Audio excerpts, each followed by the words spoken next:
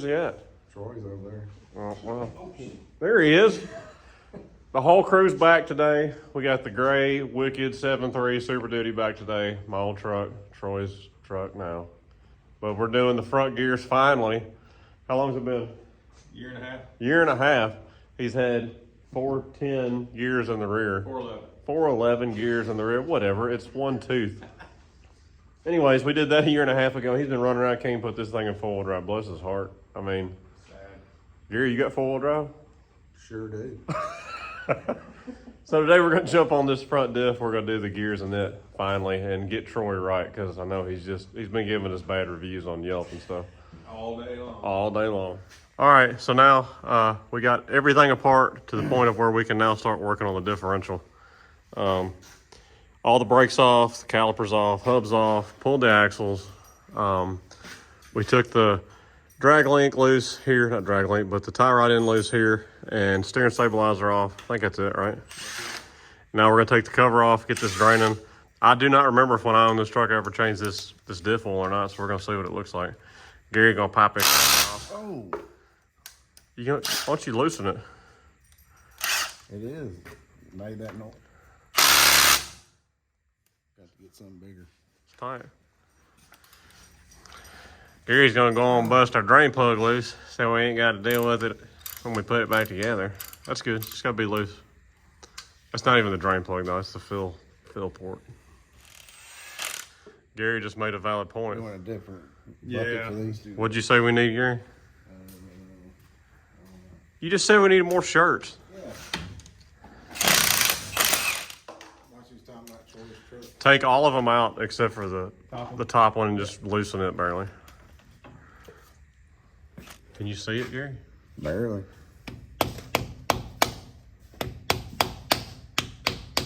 What did I tell you to use to do this? Scraper, How come? so we don't bend the cover. Yeah, or nick the case of the axle up. Maybe Troy put too much. I'll remove this. I put too much water. He hasn't done anything with it. Anything to it. Here's really Hey, good. we got a bolt over here, fellas. Oh God, no wonder it ain't working. Gary, Oh, shit. Gary would have been just He freaking would've. gorilla man and You know just what? And he'd have done it. he'd have bent the cover all to hell. So don't do what these knuckleheads did and start ripping the cover off and leaving one bolt in it. You got this oddball Allen head that's down here at the bottom, and it's a, what is it? I'll tell you what size it is, matter of fact. Can you read this, Gary? Nope. It's an 8.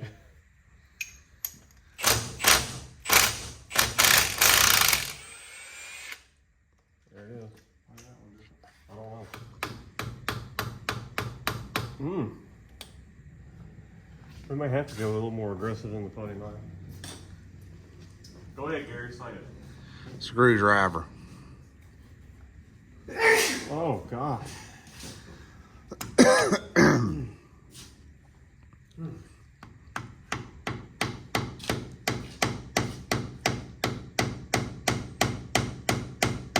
Boy, that's that good goop Ford puts on it. It's like super glue.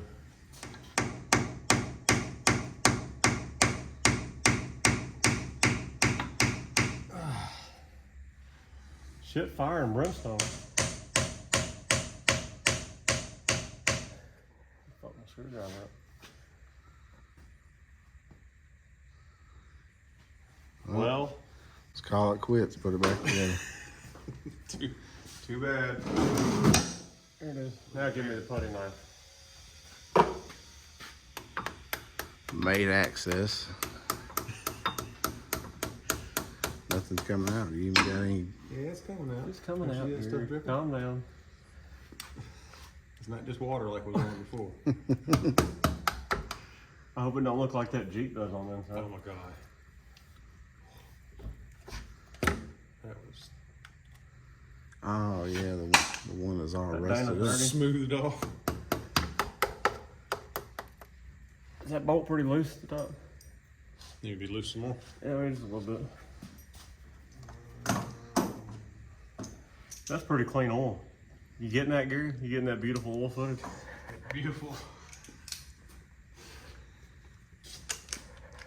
That's what a good original owner's oil looks like.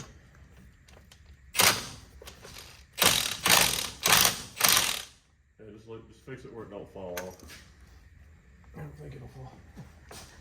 What we're trying to avoid is the gear oil shower. There she blows. That don't look terrible, does it? No, it looks great. How many miles are on this again? Almost 190. That's probably the original. I remember I always checked it, but I don't remember changing it. Dramatic music. Dun, dun, dun. Would you look at that? Looks real nice. What gears are in there now? 373. Not a bunch of shavings or nothing. So we're putting a Truetrac in here too? Yeah. Oh. Mark your horseshoes or your carrier bearing retainers, whatever you'll call them anyways. I put 2 dots top left, 1 dot top right, because you want to keep these on the correct side and oriented the same way. This was all put together that way, been running that way, so you want to put it back together the same way. So we're going to pull those off. We're taking this chunk out. We're not going to do anything with it because we're putting the Truetrac in the front of this just like we did in the back a year and a half ago. So we'll be setting that all up. So we'll pull this out and then we'll get to pulling the pinion out. So Troy's undoing his pinion. Oh, what? His pinion. Oh, yeah. And we did mark that also. Put some dimples. Hey, Gary, change. And if y'all were wondering, this is a spicy pinion. It's a spicer. Not a funny joke. Anyways, yeah, we're undoing that. We're gonna pull the pinion off, or sorry, get the pinion nut backed off and loose before we pull the chunk out. Here comes the chunk. Da-da. Gary just walking off. He gonna let you handle it all by yourself. You gonna leave that there? Sure, why not? You feel like that's insignificant? I just set it right down here.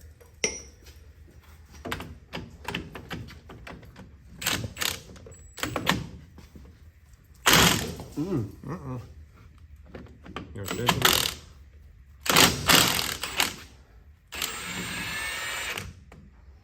I want you to have that. And this.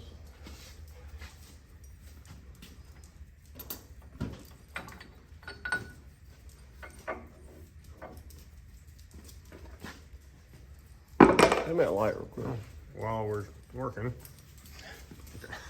I want to see what we got for spacers in here. Man, I don't see any. That thing was just built perfect. Like God himself built this chunk.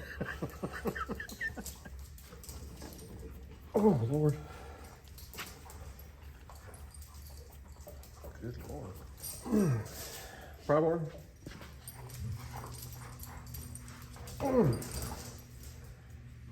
I'm not stupid.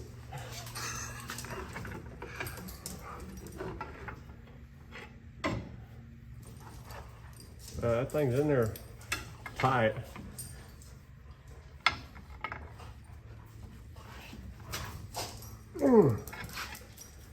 All right, that's the tightest one I've ever had in here.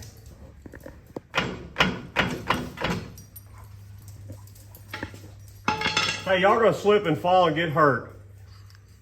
Somebody's gonna cry, and then you're all gonna be in trouble. Holy shit. All right, we gotta, it needs a little help. So I was sitting here fighting with this, and Gary and Troy said, Use a ratchet strap. It's a dumb idea, you said. I said, that's kind of a dumb idea. Oh, hey, it popped it right out. So we're gonna pull that out and get the pinion out and move on. All right, we're gonna knock our pinion seal out, pull the bearing out. We gotta knock our races out of there. And while we're here, I mean, would you just look at that? That's a quality BTS transmission. Dude. Go check out our video on getting this. It's actually on BTS's website.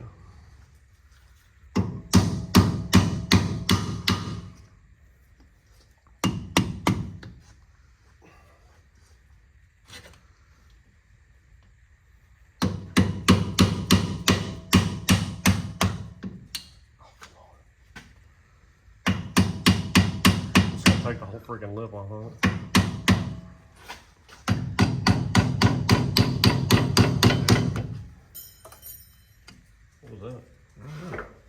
Where did it come from? Do we need it?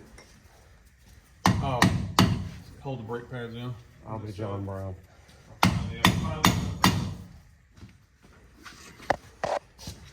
Here, I keep messing up your camera shot. Yeah. Yep. Got some.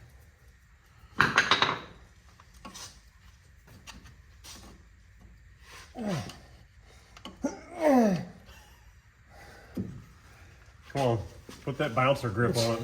Bouncer grip's gone. Maybe it's not. Don't you ever say that?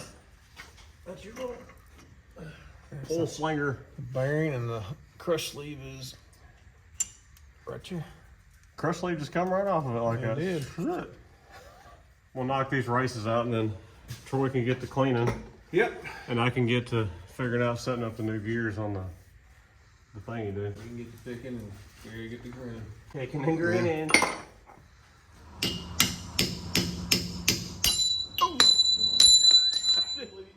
Did I hit you? Yeah. All right, we got no shims there either. All right. Tell you what, whoever set this up, the bad mother. Shut your mouth.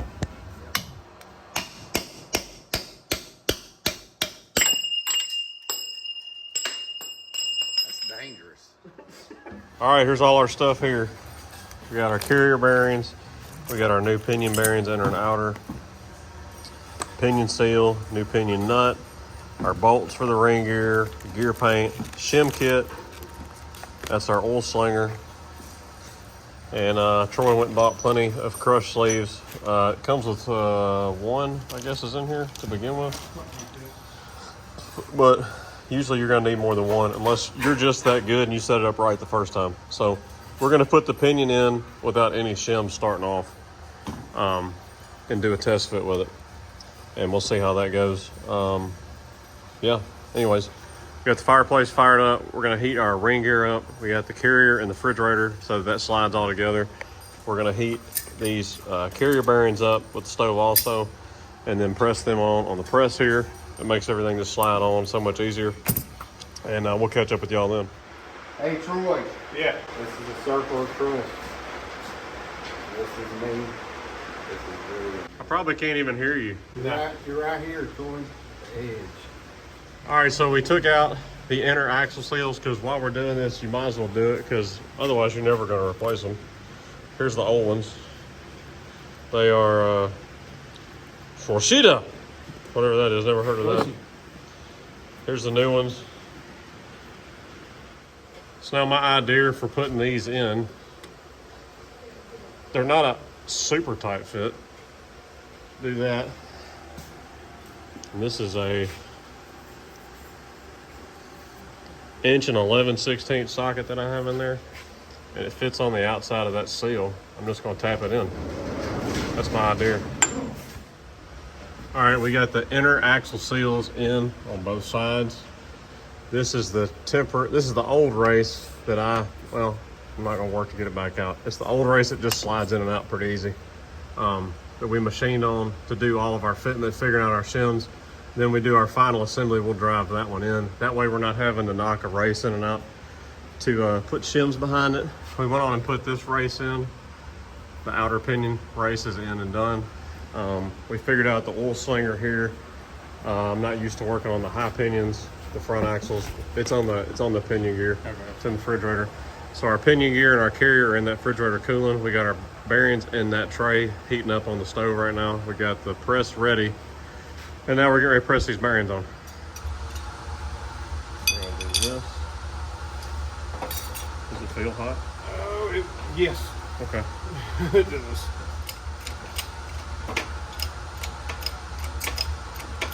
It's like butter. Yep.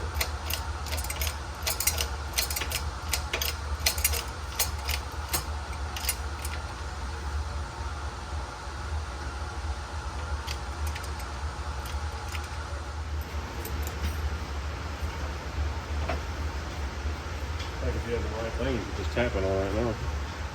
Oh, it's too big. It's not what I thought it was going to be. There we go. That one work? Yep. Okay.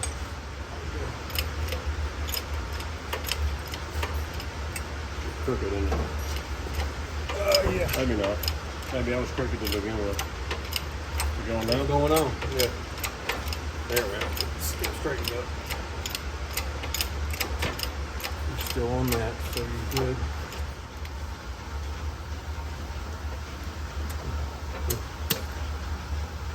You can't keep your hand on that but a second. That. No. Yeah, there you go.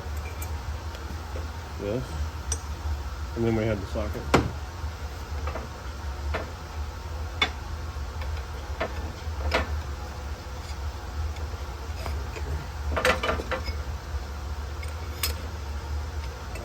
Like it? Yeah, I think so. Dude, it's still hot. Yeah. Keep going.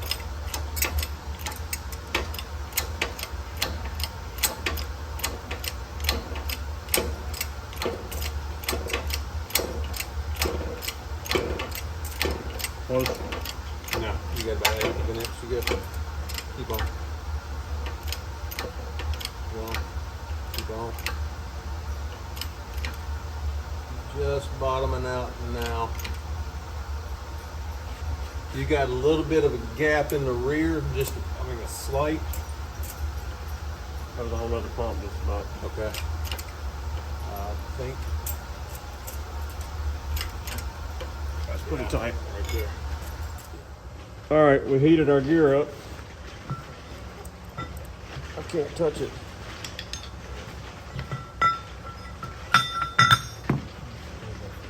Flip it. Yeah. I gotta hold it too. Is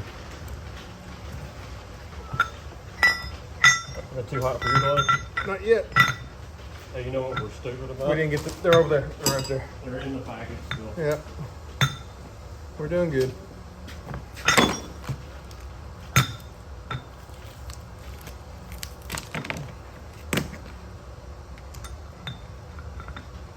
No, we are not Loctiting them right now. I always do that when I finish everything up.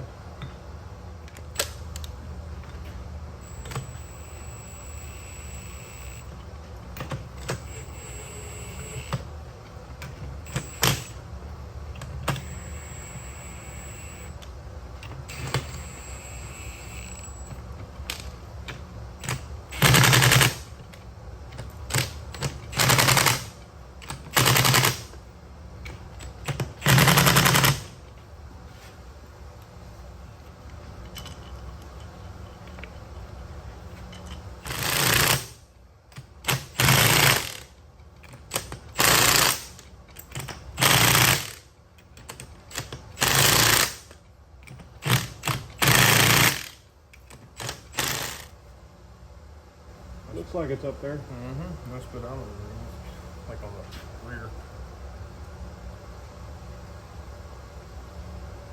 I like it. All right, we got our pinion in. Oil slinger's on.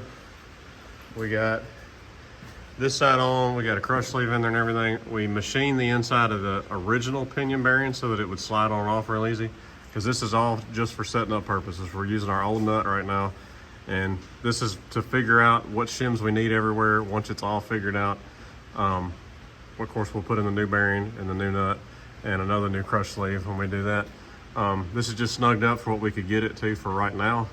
Troy can't hold it, of course, so we're gonna put the gears in, and then we'll be able to tighten the pinion down to spec and start checking with our gear patterns. What we're gonna do now is stick the carrier in, see how tight it fits. It would be awesome if it just went in there without any shims, which I don't feel like that's probably gonna happen, but we'll see what happens.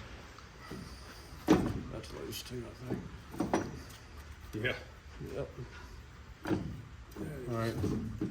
You got that for a second? Yeah. All right, so that was 2.5. So let's add a 0.20 to each side equally. All right. So just roll it out a little bit. Too much. Fuck it up. They have to come out more. Let's see if I can. That's gonna be too much. I can't fit that in there.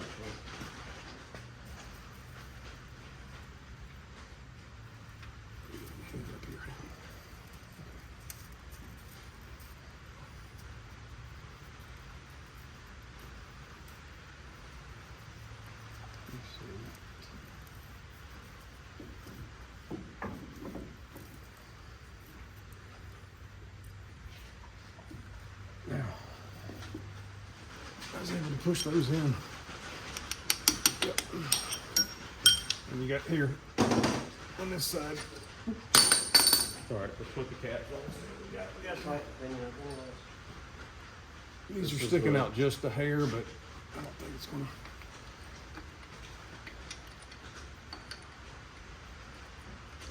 This steering linkage is inconvenient.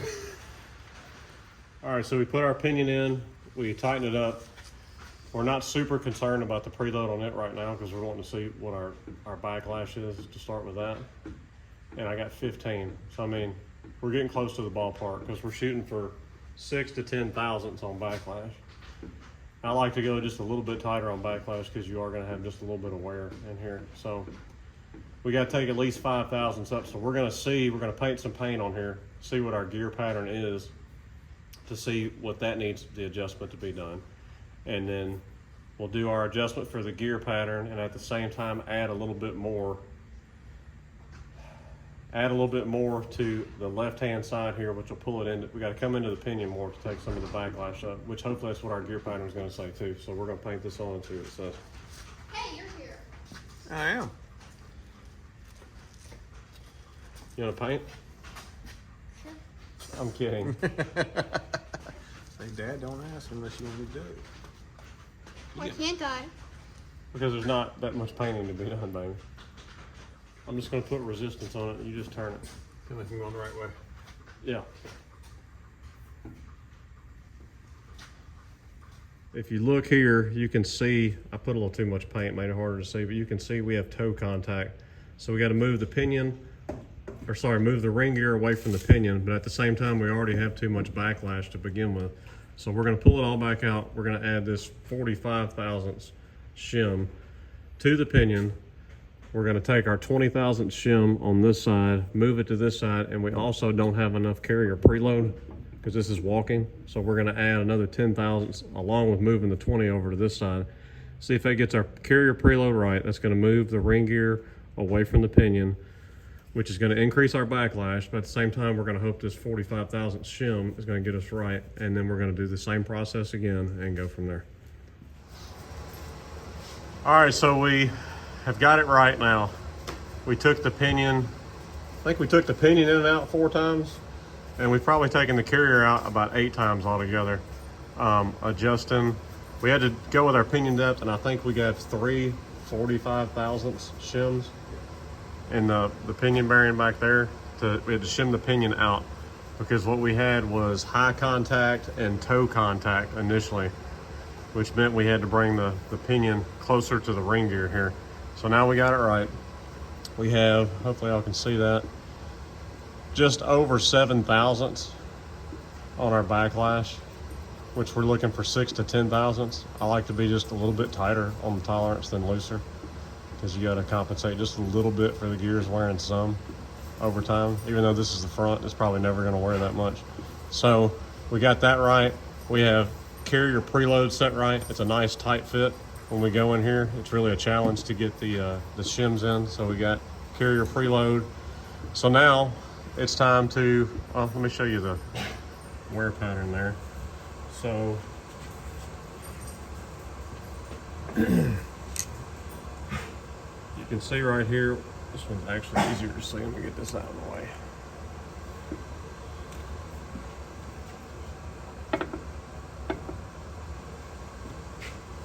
This is the clearest one to see here. You can see we've got a good 1/8 inch between our mark and the root of our gear, maybe even a little more than that. We don't come all the way to the toe of the gear.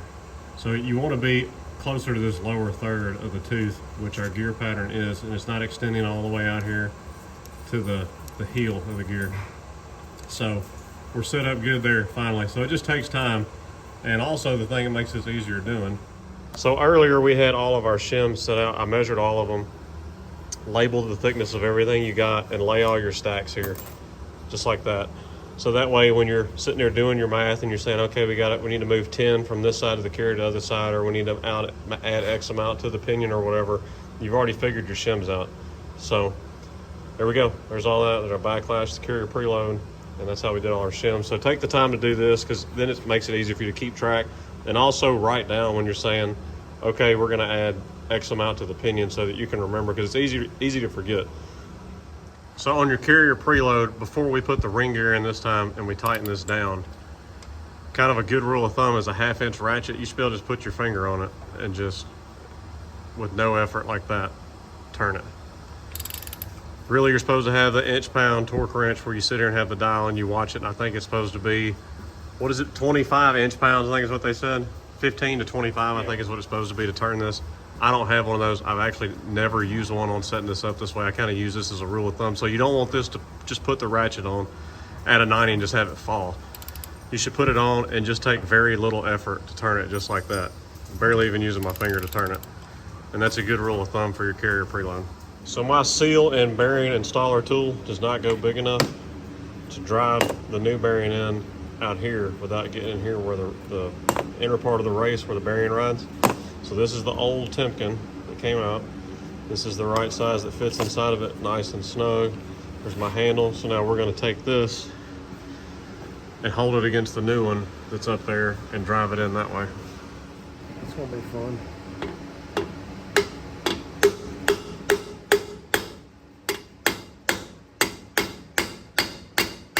All right, we're all in. We put our outer pinion bearing on the fireplace over there. It's real hot, isn't it, Troy? Yeah. We put the actual pinion gear in the refrigerator for a good long while, got it good and cold. That made it so much easier to press on with the yoke for this final assembly with our new nut, new washer and all that. And got it all tightened up. Got my preload just right where I could just barely turn it with my finger with the 1/2 inch ratchet. We're sitting here on 0. We got 8.5, pretty much 8.5 backlash. So we're in spec, and that's how much it changed. So it changed about 1,000 on the backlash. And we were at 7.5 with the old bearing setting it up, and that's the difference with putting the new bearing in it. So cool.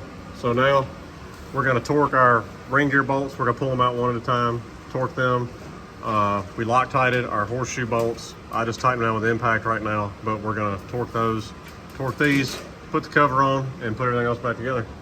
All right, we're all torqued, and what we did is we went around, we put a permanent marker mark at each one as we torqued it. 120 foot-pounds. These are all torqued. We've got our caps back in the same spot. We're all ready to go. Troy can put his cover on, get it filled up, and start throwing axles and everything in. So it's the next day. I'm back at my house in my shop.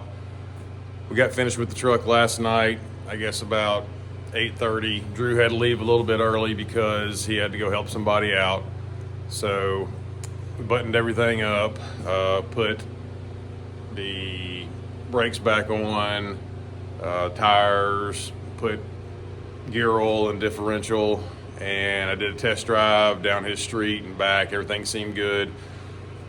I drove home and put it in 4-wheel drive again on the road between my house and his house. It was a pretty good straight stretch. Everything worked fine. Parked it and rechecked everything this morning. Everything seems to be working great. So happy with it and ready to get it in a little bit of mud, see just how it works. Hadn't had 4-wheel drive in a bit because of scheduling differences with me and Drew, but I appreciate him hooking me up, and it was a good build and ready for the next one. Y'all take care.